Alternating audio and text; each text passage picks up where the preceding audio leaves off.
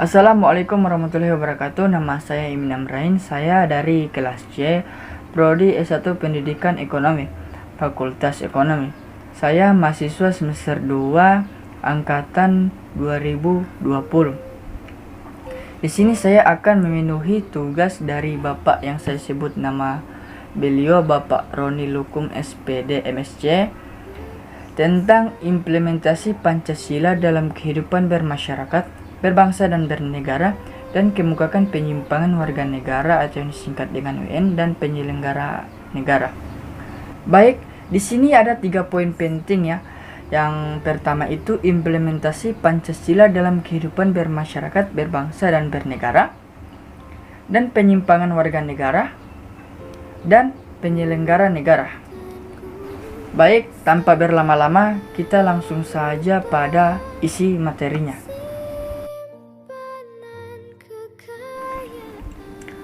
Pancasila bagi bangsa Indonesia adalah sebagai dasar negara dan way of life bagi kehidupan bermasyarakat Indonesia.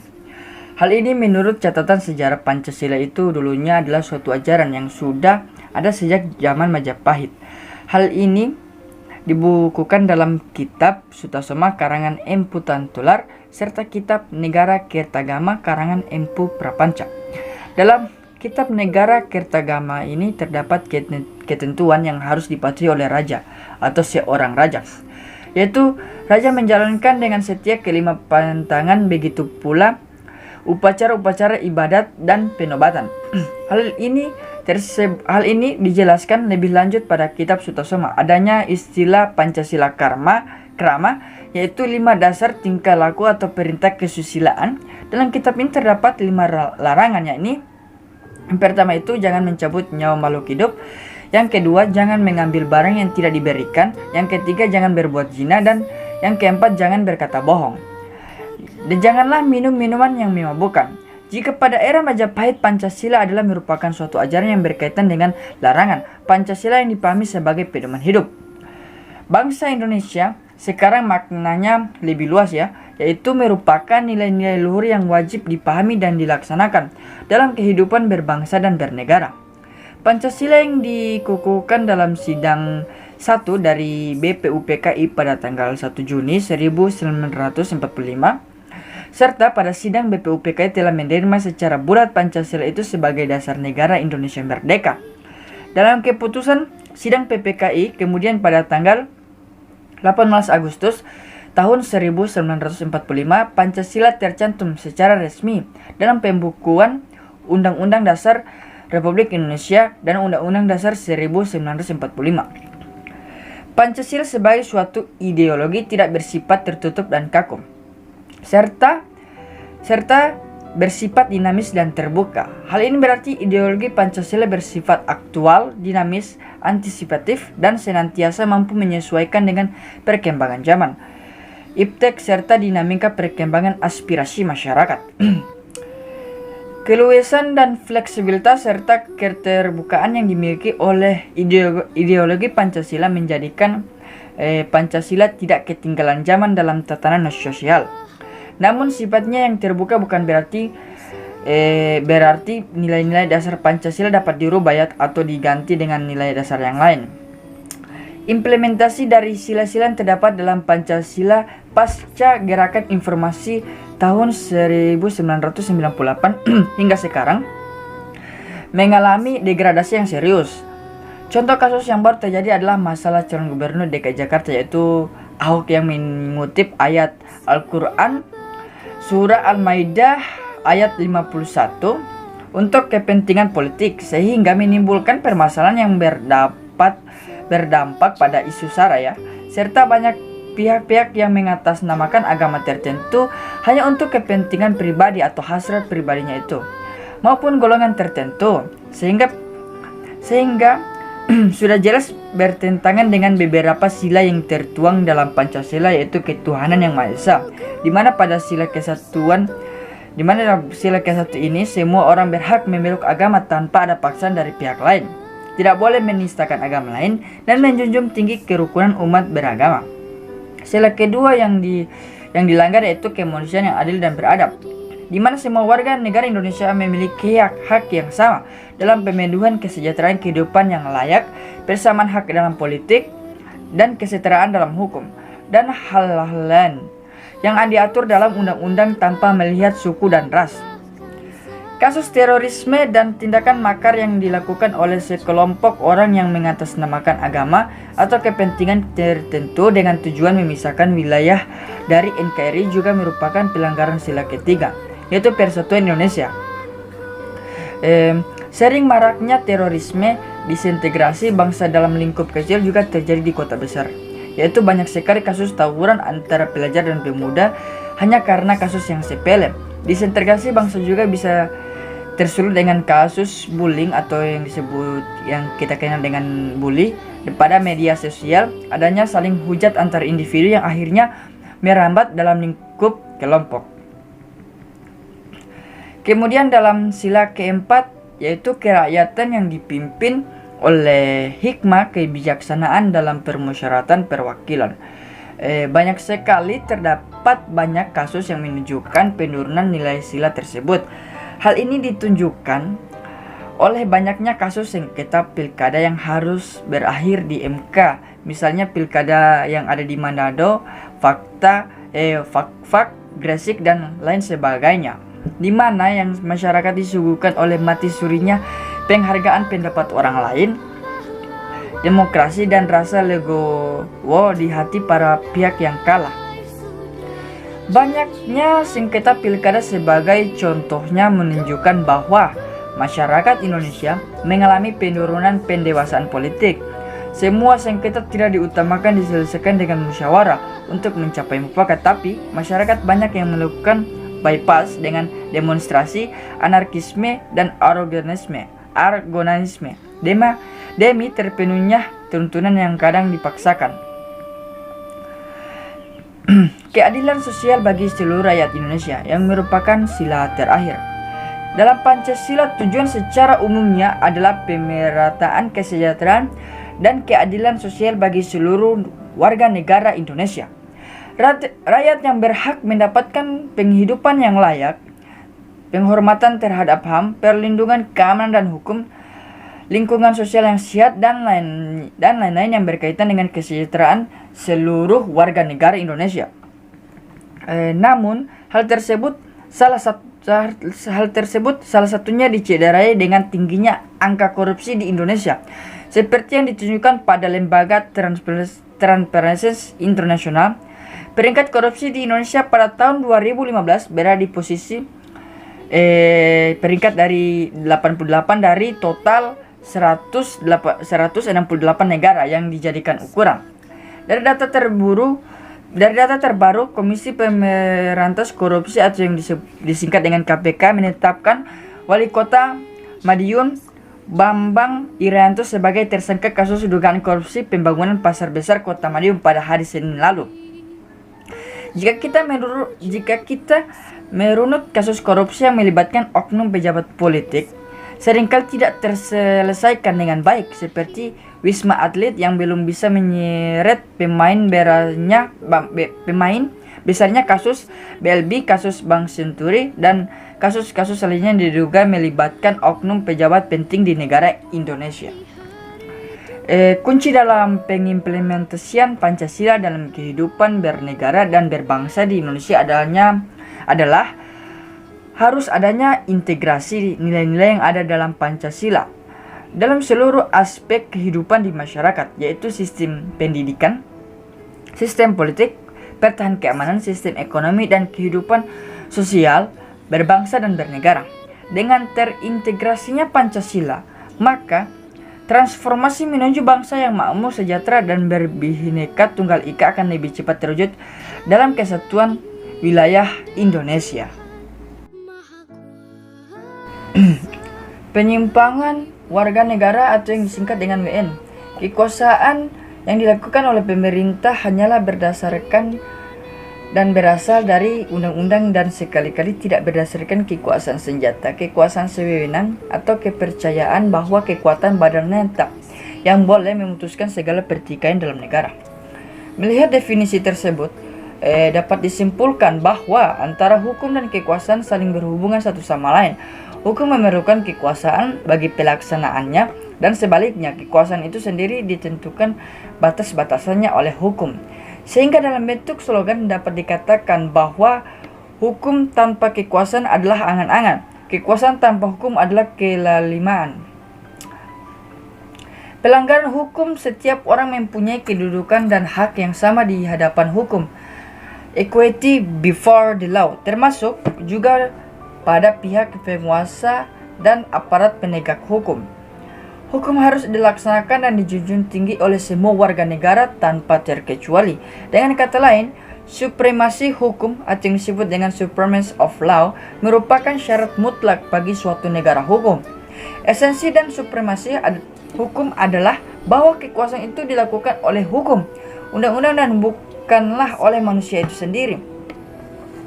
Justice for all adalah esensi dari pencapaian supremasi hukum dalam praktek sehari-hari.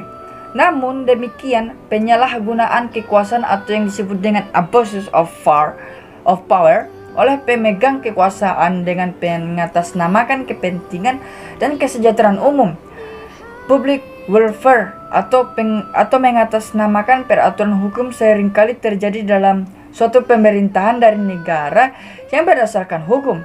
Pemerintah konstitusional, termasuk negara Indonesia, kepentingan umum seringkali tidak dirumuskan secara jelas. Peraturan perundang-undangan sehingga interpretasi yang sah dilakukan secara sepihak, justification untuk membenarkan tindakan pemegang kekuasaan. Hukum seringkali digunakan sebagai alat untuk mencapai maksud dan tujuan penguasa yang sulit dipertanggungjawabkan secara konstitusional. Terjadinya keadaan tersebut di atas tidak terlepas dari ketentuan-ketentuan yang diatur dalam Undang-Undang 1945 itu sendiri. Undang-Undang 1945 menentukan pula bahwa Indonesia menganut paham pembagian kekuasaan atau yang disebut distribution of powers. Pengaturan mengenai pembagi tugas antara cabang-cabang kekuasaan seperti legislatif, eksekutif, dan yudikatif tidak diatur secara tegas, sehingga menimbulkan kecenderungan lembaga yang satu lebih kuat dari yang lain. Hal ini tentu jauh berbeda dengan negara-negara yang maju yang menganut paham pemisahan kekuasaan atau separators of power, trials political morning, di mana pengaturan mengenai pembagian kekuasaan dan tugas di antara badan eksekutif, legislatif, dan yudikatif diatur secara tegas. Demikian juga pengaturan mengenai sistem checks and balance di antara badan-badan tersebut. Penyelenggara negara yang mempunyai peranan penting dalam mewujudkan cita-cita perjuangan bangsa. Hal ini secara tegas dinyatakan dalam penjelasan Undang-Undang Dasar 1945 yang menyatakan bahwa yang sangat penting dalam pemerintahan dan hal hidupnya negara ialah semangat para penyelenggara negara dan pemimpin pemerintahan. Dalam waktu kurung dari 30 tahun, penyelenggara negara tidak dapat menjalankan tugas dengan baik atau secara optimal, sehingga penyelenggara negara tidak berjalan sebagaimana mestinya. Hal itu terjadi karena adanya pemusatan kekuasaan wewenang dan tanggung jawab pada Presiden dan Mandataris Majelis Permusyawaratan Rakyat Republik Indonesia atau yang disebut dengan MPR RI. Di samping itu, masyarakat pun belum sepenuhnya berperan serta dalam menjalankan fungsi kontrol sosial yang efektif terhadap penyelenggaraan negara. Pemusatan kekuasaan wewenang dan tanggung jawab tersebut tidak hanya berdampak negatif di bidang politik, namun juga di bidang ekonomi dan moneter. Antara lain terjadinya praktek penyelenggaraan negara yang lebih menguntungkan sekelompok tertentu dan memberikan peluang terhadap tumbuhnya korupsi dan kolusi dan nepotisme. Tindakan pidana korupsi, kolusi, dan nepotisme tersebut tidak hanya dilakukan oleh penyelenggara negara antara penyelenggara negara, melainkan juga penyelenggara negara dan pihak lain seperti keluarga kroni dan keluarga pengusaha, sehingga merusak sendi-sendi kehidupan masyarakat berbangsa dan bernegara, serta membahayakan eksterminasi negara. Dalam rangka penyelamatan dan normalisasi kehidupan nasional dalam suatu tuntutan reformasi, diperlukan kesamaan visi, persepsi, dan misi dan seluruh penyelenggara negara dan masyarakat. Kesamaan visi, persepsi, dan misi tersebut harus sejalan dengan tuntutan hati nurani rakyat yang menghendaki terwujudnya penyelenggaraan negara yang mampu menjalankan tugas dan fungsinya secara sungguh-sungguh, penuh rasa tanggung jawab, yang dilaksanakan secara efektif, efisien, bebas dari korupsi, kolusi, dan nepotisme. Sebagaimana diamatkan oleh Ketetapan Majelis Permusyawaratan Republik Indonesia Nomor 11 MPR pada tahun 1998 tentang penyelenggaraan negara yang bersih pada korupsi, kolusi, dan nepotisme. Undang-undang ini memuat tentang ketentuan yang berkaitan langsung atau tidak langsung dengan penegakan hukum terhadap tindakan pidana korupsi, kolusi, dan nepotisme yang khusus ditujukan kepada para penyelenggara negara dan pejabat lain yang memiliki fungsi strategis dalam kaitannya dengan pejabat lain yang memiliki fungsi strategis dengan penyelenggara negara atau sesuai dengan ketentuan peraturan perundang-undangan yang berlaku. Undang-undang ini merupakan bagian atau subsistem dalam peraturan perundang-undangan yang berkaitan dengan penegakan hukum, tetapi perbuatan korupsi, kolusi, dan nepotisme sasaran pokok undang-undang ini adalah para penyelenggara negara yang meliputi pejabat negara pada lembaga tertinggi negara, pejabat negara pada lembaga tertinggi negara, sepertinya menjadi fungsi strategis dalam kaitannya dengan penyelenggara negara sesuai dengan ketentuan peraturan perundang-undang yang berlaku. Contoh pejabat negara dan lembaga tertinggi negara yaitu menteri, gubernur, hakim, pejabat negara, dan pejabat lainnya. Untuk mewujudkan penyelenggaraan negara yang bersih dan bebas korupsi, kolusi, dan nepotisme, dalam undang-undang ini ditetapkan asas-asas umum penyelenggaraan negara yang meliputi asas kepastian hukum, asas tertib penyelenggaraan negara, asas kepentingan umum, asas keterbukaan, asas proporsionalitas, dan asas profesionalitas, dan asas akuntabilitas. Pengaturan tentang peranan penting serta masyarakat dalam undang-undang ini dimaksud untuk memberdayakan masyarakat dalam rangka mewujudkan penyelenggaraan negara yang bersih dan bebas dari korupsi, kolusi, dan nepotisme. Dengan hak dan kewajiban yang dimiliki masyarakat, diharapkan dapat lebih bergairah melaksanakan kontrol sosial secara optimal terhadap penyelenggaraan negara dengan tetap mentaati rambu-rambu hukum yang berlaku. Agar undang-undang ini dapat mencapai sasaran secara efektif, maka diatur pembentukan komisi pemeriksa yang bertugas untuk berwenang melakukan pemeriksaan harta kekayaan pejabat negara sebelum, selama, dan setelah menjabat, termasuk meminta keterangan baik dari mantan pejabat negara, keluarga, dan kronianya maupun para pengusaha dengan tetap memperhatikan prinsip praduga tak bersalah dan hak asasi manusia. Susunan keanggotaan komisi pemeriksa terdiri atas unsur pemerintahan masyarakat, mencerminkan independensi atau kemandirian dari lembaga ini.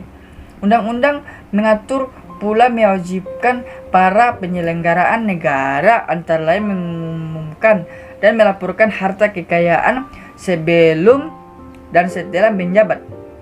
Ketentuan tentang sanksi dalam undang-undang ini berlaku bagi penyelenggara negara, masyarakat, dan komisi pemeriksa sebagai upaya preventif, represif, serta berfungsi jaminan atas ditaatinya ketentuan tentang asas-asas umum penyelenggaraan negara, hak dan kewajiban penyelenggara negara, dan ketentuan lainnya, sehingga dapat diharapkan memperkuat norma kelembagaan dan moralitas individu dan sosial. Baik, itulah penjelasan saya tentang ketiga poin yang telah saya jelaskan selama video berlangsung tadi. Lebih dari kurangnya saya mohon maaf. Wabillahi taufiq wal hidayah. Wassalamualaikum warahmatullahi wabarakatuh.